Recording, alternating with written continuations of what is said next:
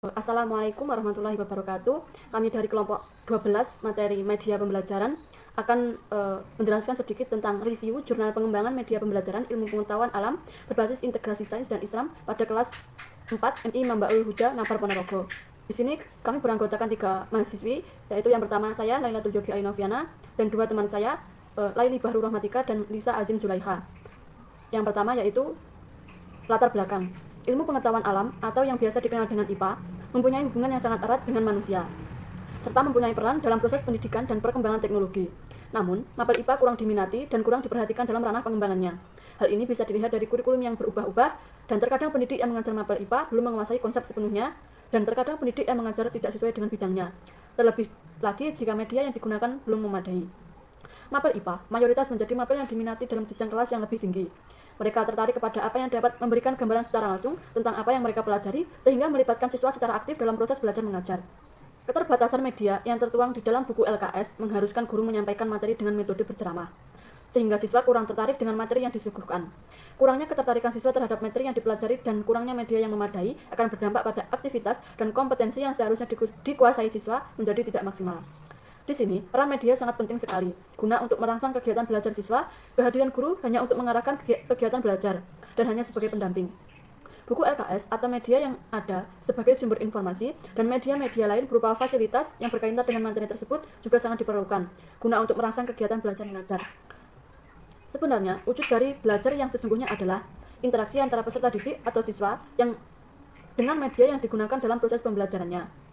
Dalam jurnal ini disebutkan bahwa keberadaan media di Madrasah Ibtidaiyah Mambaul Huda Ngabar Ponorogo masih disajikan dalam bentuk konvensional dan belum memanfaatkan apa yang ada, seperti media LCD yang belum digunakan secara maksimal. Selama ini, pendidik atau guru belum pernah mendesain sendiri media pembelajarannya seperti apa, khususnya dalam mapel IPA di kelas 4. Guru bisa mengoperasikan komputer, tetapi masih belum secara optimal dalam pemanfaatannya. Dalam pembelajaran di kelas, guru juga dapat menggunakan LCD, namun guru belum bisa memanfaatkan semaksimal mungkin.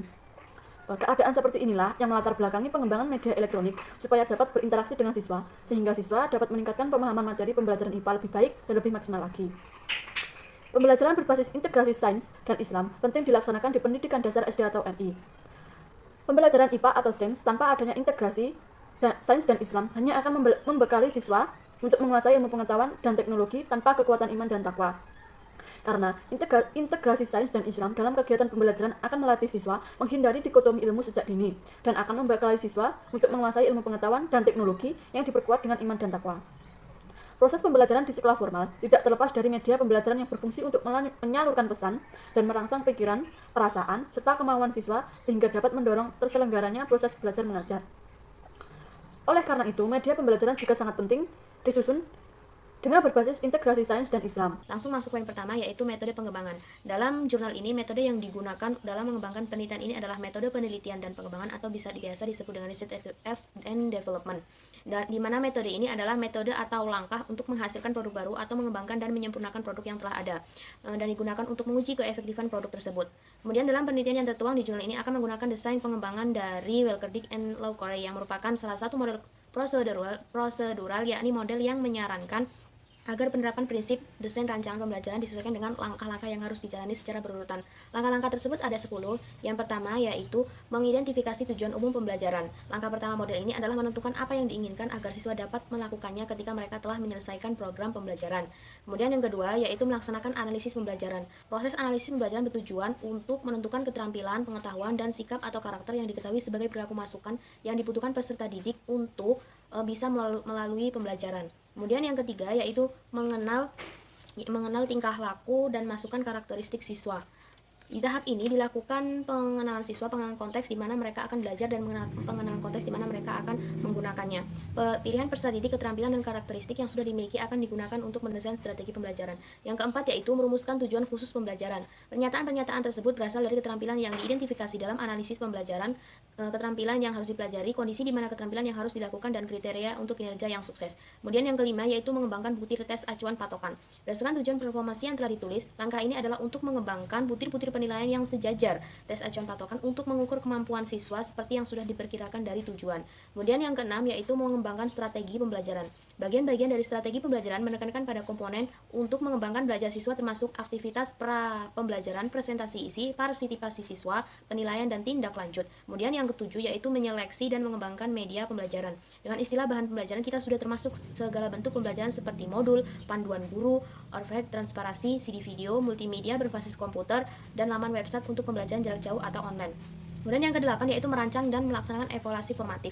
Ada 3 jenis evaluasi formatif yaitu penilaian 1-1, penilaian kecil, dan penilaian uji lapangan. Setiap jenis penilaian memberikan informasi yang berbeda bagi perancang untuk digunakan dalam meningkatkan pembelajaran. Teknik yang sama bisa diterapkan pada pembelajaran atau penilaian formatif terhadap bahan di kelas.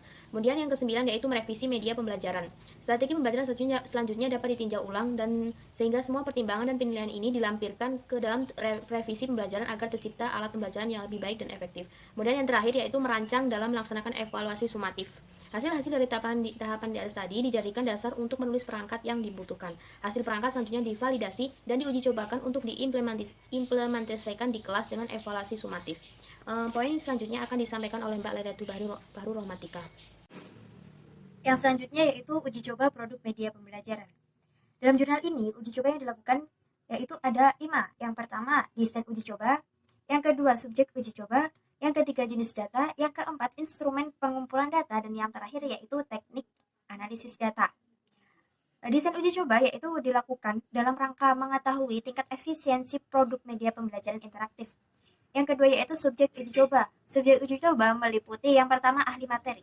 Yang disebut sebagai seorang ahli materi yaitu seorang dokter di bidang pendidikan yang memiliki kompetensi di bidang pendidikan dasar.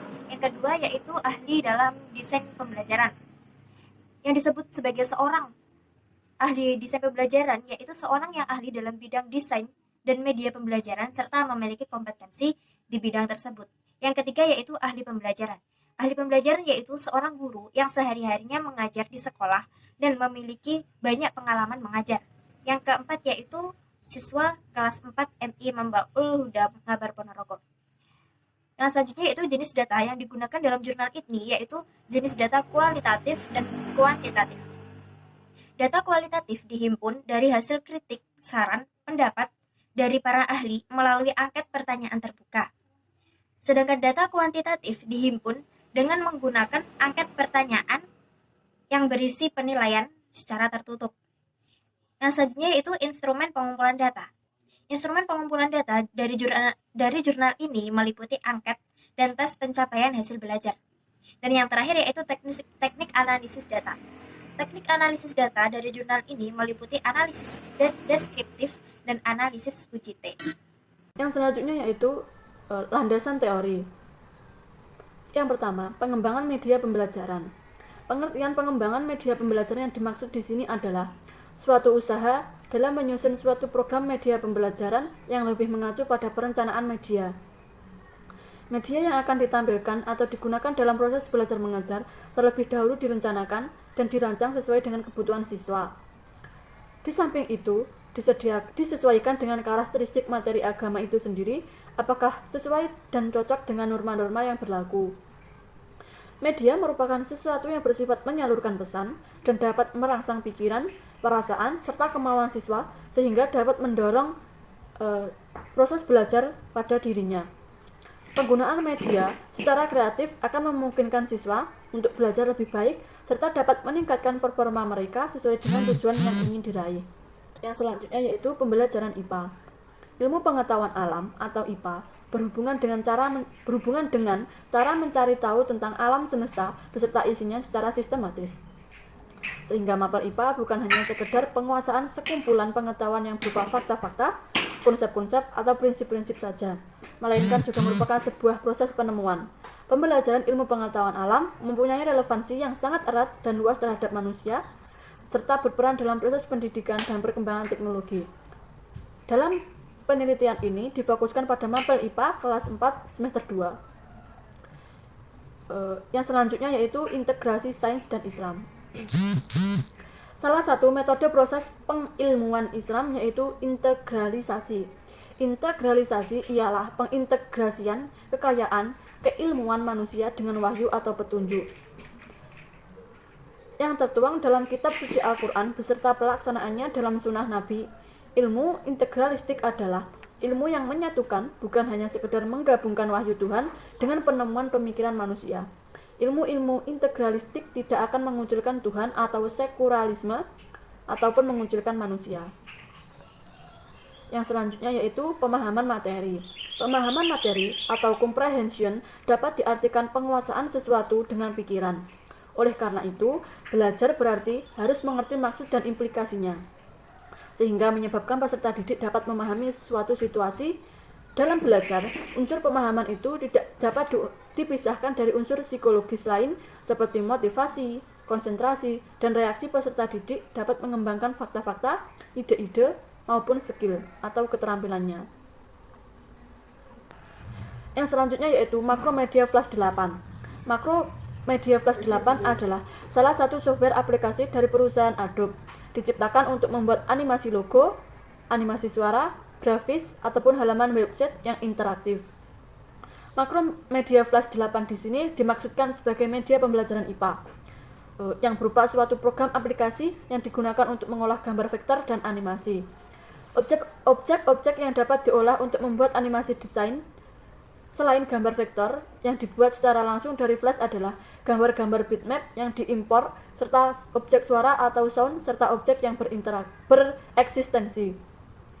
Kemampuan Flash dalam mengolah di berbagai jenis objek memudahkan dalam proses pembuatan animasi, serta kecilnya ukuran file animasi.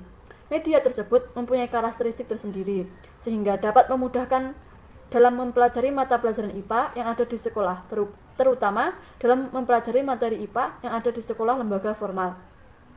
Selain itu, penggunaan Macromedia Flash dalam pembelajaran dapat meringankan biaya pendidikan. Sekian presentasi dari kelompok kami. Apabila ada kurang lebihnya kami mohon maaf. Akhiran, assalamualaikum warahmatullahi wabarakatuh.